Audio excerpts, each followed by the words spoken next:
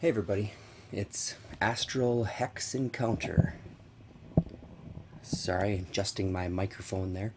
Uh, Today, it's a different kind of video that I wanted to just talk to you a little bit about. I kind of wanted to talk to you about the impact that a couple of the games I just got had on our household. Specifically for me and my son. I'm talking about outdoor survival and Yellowstone. They, when I played the game solo, just to kind of learn the rules and just give them a try, because I was very excited about them, I loved them. I thought they were really great. I had a lot of fun with them because they're a little more unusual. They're not the standard game that I've played anyway up until this point. A survival type game is kind of appealing. Yellowstone is appealing just because you're playing a herd of animals just migrating. I like those ideas. I thought it was unique. I'm always drawn to things that are a little more unique and unusual to some degree. So I had a bit of hopes that things would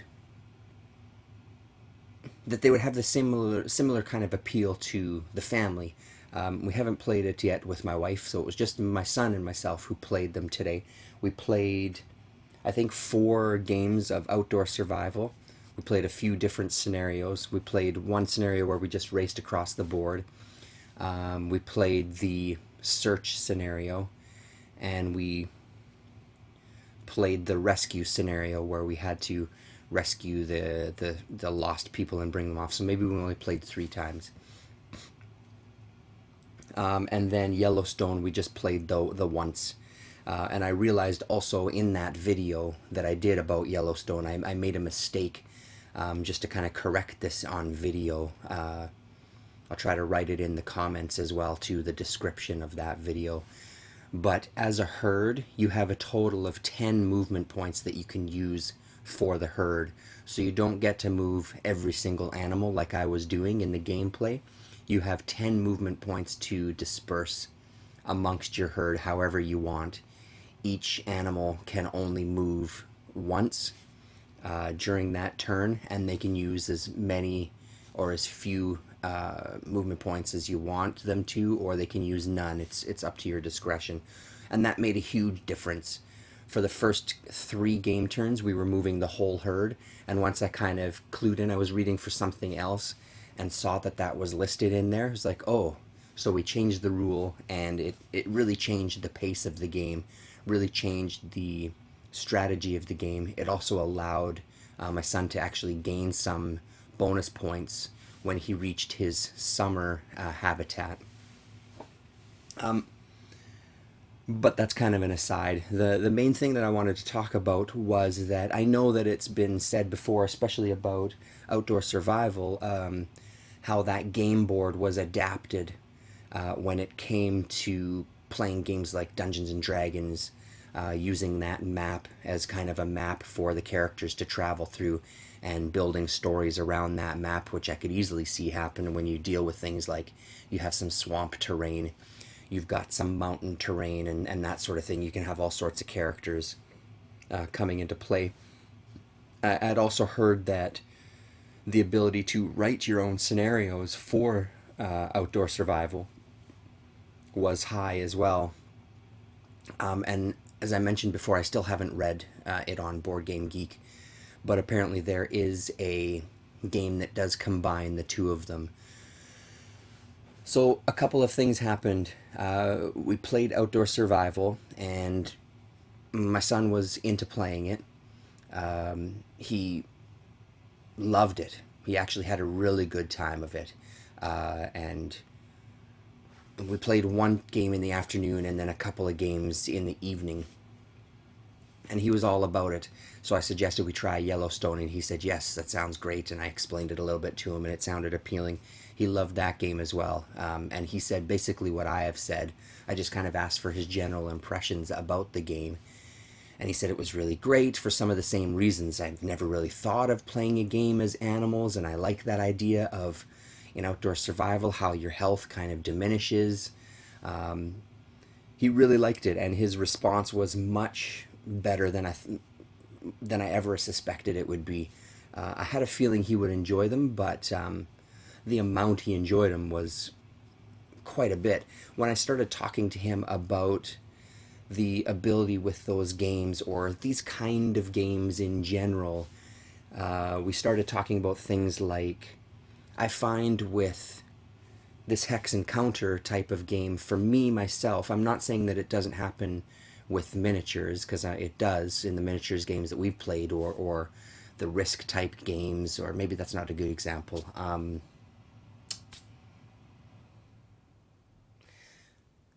I can't think of an example because maybe we haven't really, now that I'm actually sitting thinking about it, maybe we haven't played any game with actual little miniatures. Well, I guess Axes and Allies had actual figures. So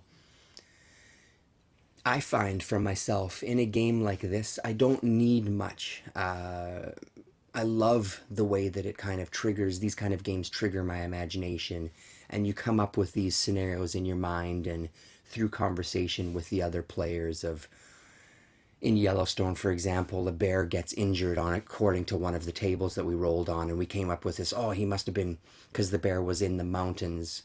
The bear that we decided to injure was in the mountains. It's like, oh, he probably took a wrong step. He tumbled down, and you kind of create these little stories for why certain things are happening. I find that that kind of thing happens a little more with this style of game,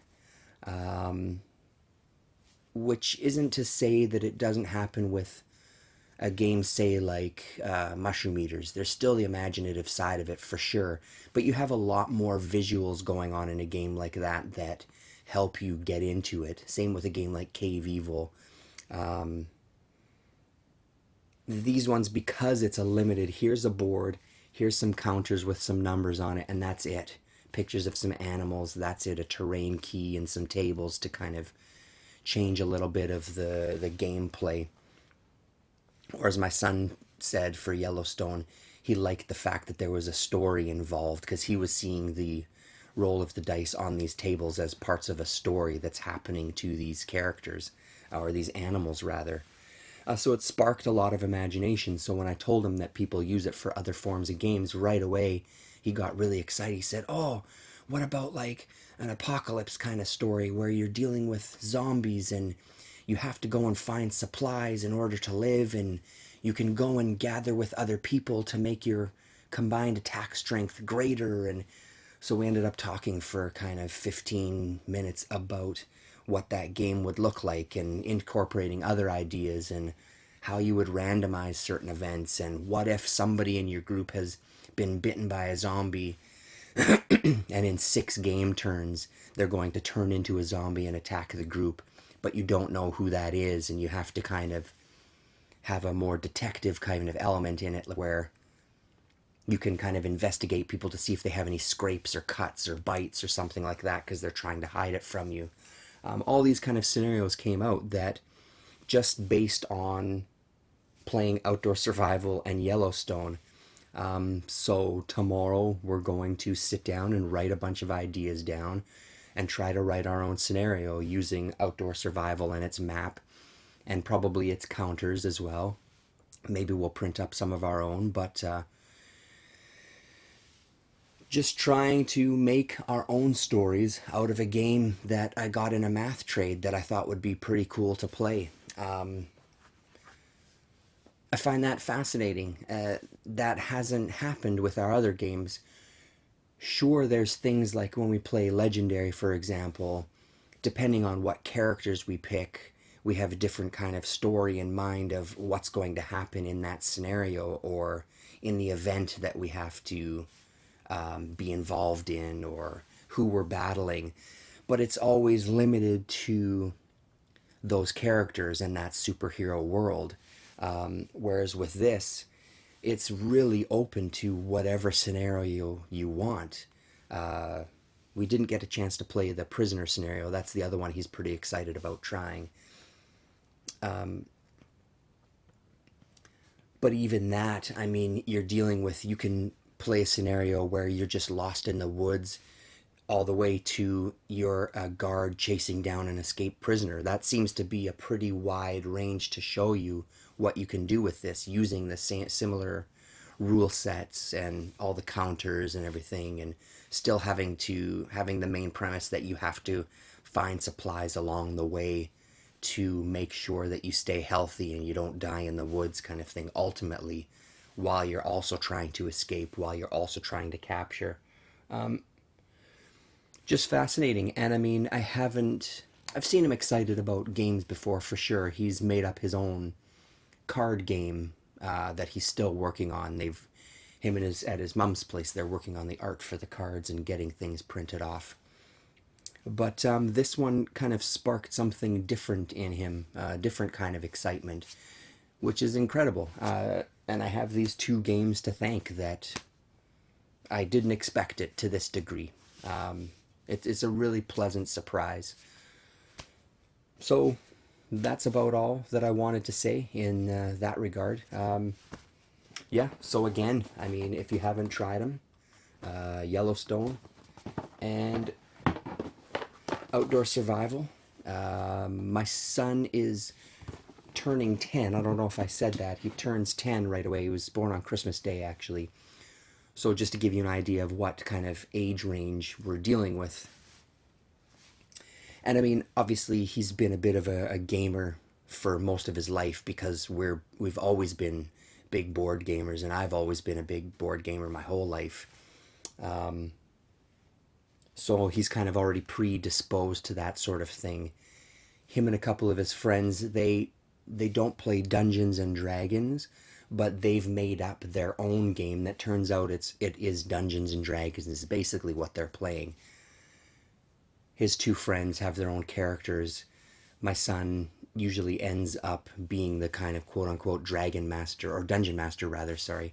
And he makes up the scenarios and he makes up the monsters with some help from and ideas from these other guys. But so I ended up getting him Dungeons and Dragons, the first one, for Christmas, in hopes that that might spark something for them to try and actually keep track of their characters, because they just all do it mentally. They don't actually have notes and everything. And then hopefully with this introduction now, maybe that's something else that kind of sparks that a little more for him, where they can incorporate this.